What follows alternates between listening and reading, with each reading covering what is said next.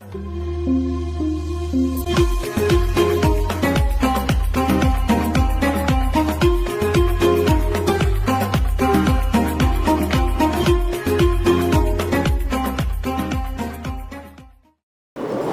বিরতির পর ফিরে আসলাম রমন রাঁধুনি রান্নাঘরে।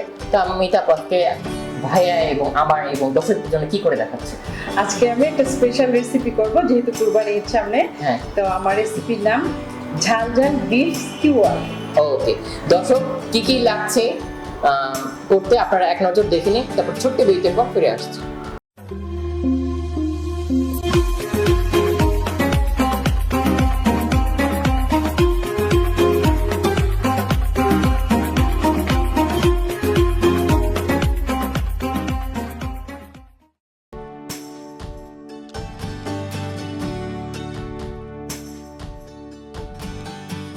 দর্শক বিরতির পর ফিরে আসলাম রমন রাঁধুনি রান্নাঘরে। দেখে নিন তো কি কি লাগছে করতে। তো আপু চলেন আমরা মেন থিমে চলে যাই। আমি এখানে 1 কেজি মাংস নিয়েছি, গরুর মাংস, হাড় ছাড়া সলিড মাংস, এরকম পাতলা পাতলা চ্যাপটা চ্যাপটা স্লাইস করে কেটে নিয়েছি। তো এখন আমি এতে একে একে সব উপকরণ দিয়ে দিব। আমি এখানে একটা টেবিল চামচ দিলাম। তো এখানে আমি 1 টেবিল চামচ রসুন কুচি আর 1/2 চা চামচ আদা বাটা আর অল্প একটু পেঁয়াজ, 1 টেবিল চামচ পেঁয়াজ কুচি দিয়ে দিলাম। এখন আমি এতে দিয়ে দিব 2 টেবিল চামচ সয়া সস। তারপরে দিব আমি 1 টেবিল চামচ রসুন বাটা। এখানে আমি দিব 1 টেবিল চামচ আদা বাটা।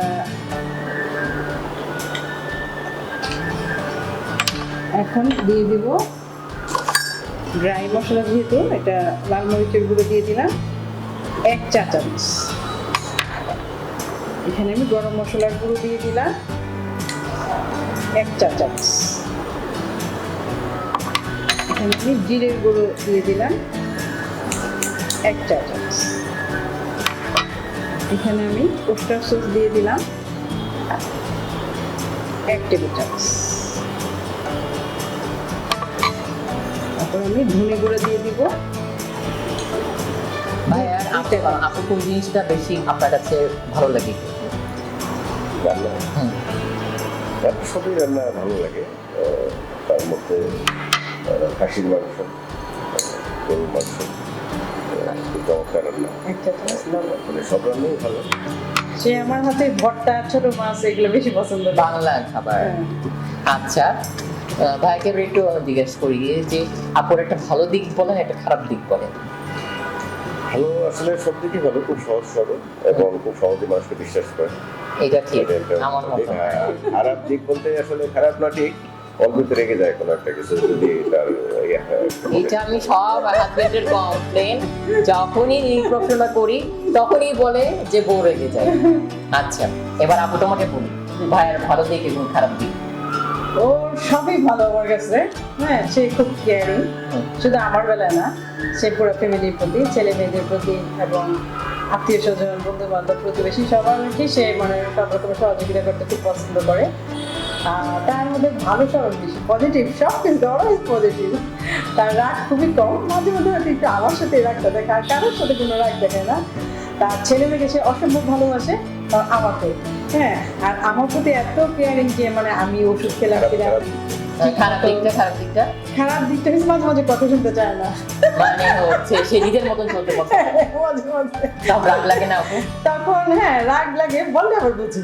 হ্যাঁ, যেমন বললাম যে আজকে বাজার করার দরকার নাই, কিংবা অল্প বাজার করবো, দেখা যাচ্ছে সে অনেকগুলো বাজার করে হচ্ছে, মানে তখন তোমার একটা বাজার একটা এইরকম। এছাড়া ও আমাকে কোনো বিষয়ে কোনো ডিস্টার্ব করে না, আমাকে সব বিষয়ে সে সহযোগিতা করে। যেটা সত্যি কথা, তার সামনে বলি, ক্যামেরার সামনে বলি, সব বিষয়ে সহযোগিতা। হ্যাঁ, যেটা করলে আমার শরীর খারাপ হবে, অসুস্থ হবো, তবে সে নিষেধ করে, যেটা করবো না, এটা করলে তোমার কষ্ট হবে। যেমন আমি অনেক দিনে এই রান্না জগতের সাথে জড়িত, অনেক ধরনের কাজ করেছি আমি। ইদানিং আমাকে বেশি করতে দেয় না, কারণ মাঝে মাঝে অসুস্থ হয়ে যায়, জ্বর সর্দি হয়ে যায়, করোনা হলো, তো আগে আমি খুব মেলা টেলা করতাম, পিঠা মেলা বিভিন্ন রকম, যখনই ডাকতো যে যাই মেলা হবে আসা আমি দৌড়ে চলে যেতাম, কিন্তু এখন সে আমার কিছু মাঝে মাঝে আটকে যাবে। যেমন আমার ওখানে তুমি যেতে চাই লাগে। হ্যাঁ ভাই, এই তো বুঝতে পারছেন। হ্যাঁ। বলে না না এত দূরে যাওয়া যাবে না, তারপরে এত গরমের দিন অসুস্থ হয়ে যাবে। হ্যাঁ। মানে আমার হাজবেন্ড যে সে সত্যি কথা বলতে গেছে খুবই কেয়ারিং, মানে আমি এরকমই হওয়া উচিত। হ্যাঁ হ্যাঁ তো আপু এটা মধ্যে তো মানে মাখিয়ে রাখতে হ্যাঁ, হবে। আমি এটা মেরিনেট করে রেখে দিব। আচ্ছা আমরা মনে হয় 10 মিনিটের মতো মাখিয়ে রাখবো। হ্যাঁ 10 মিনিট। আচ্ছা দর্শক, আমরা 10 মিনিট পর ফিরে আসছি, সাথে থাকবেন, ছোট্ট বিরতির পর ফিরে আসছি।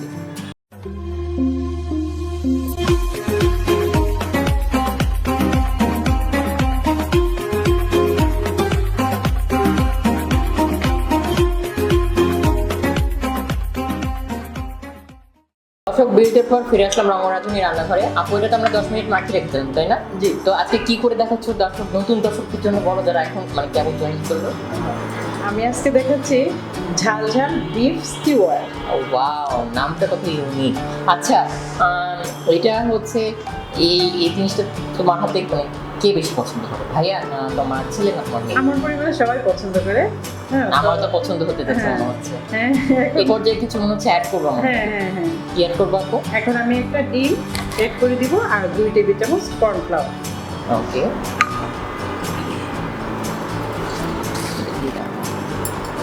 2 টেবিল চামচ কর্নফ্লাওয়ার দিয়ে দিব, মেরিনেট করে নিব। এটা কি কোনো পরিমাপ আছে আপু যে এতখানি মাংসের জন্য এতটা ডিম লাগবে?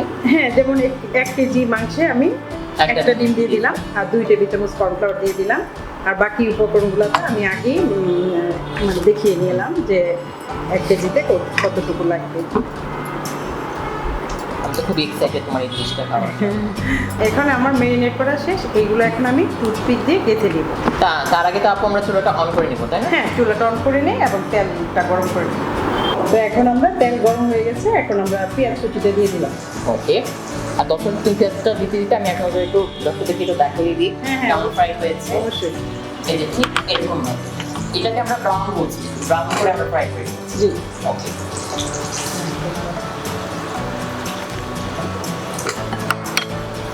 এটাও করে দিয়ে দিই।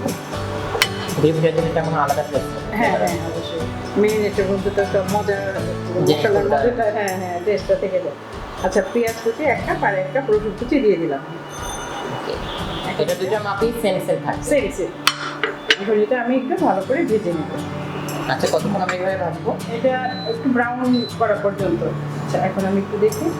হ্যাঁ, এটা একটু বাদামি রং হবে, তখন আমি বাকি আরও 2টা উপকরণ আছে ওইগুলো দিয়ে দিই।